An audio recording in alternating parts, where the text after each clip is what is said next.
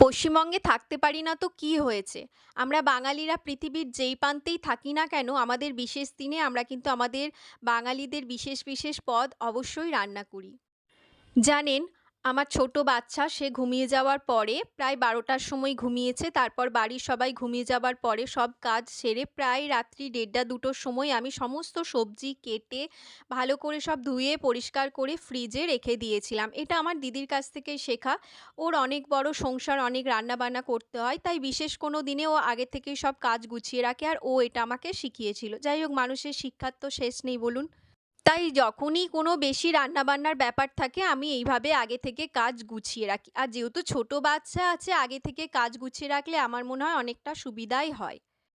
জানেন, বর্তমানে আমি যে রাজ্যে থাকি মানে হরিয়ানাতে, এখানে লোকজন বেশিরভাগ রুটিই খায়। ভাত খায় না বললেই চলে। কিন্তু আমরা বাঙালি, আমরা তো প্রতিদিন ভাত খাই আর বিশেষ দিনে তো একদম ভাত খাই।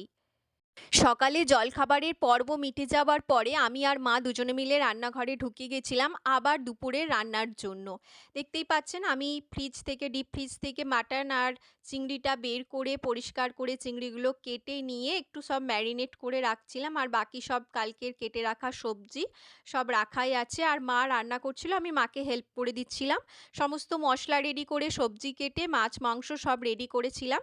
অনেক রান্না-বান্না হয়েছে, পুরোটাই কিন্তু আমার মা করেছে। মা থাকতে চিন্তা কি বলুন? মা যতদিন আছে ততদিন সুখে আয়েশ করে কাটিয়ে নিই।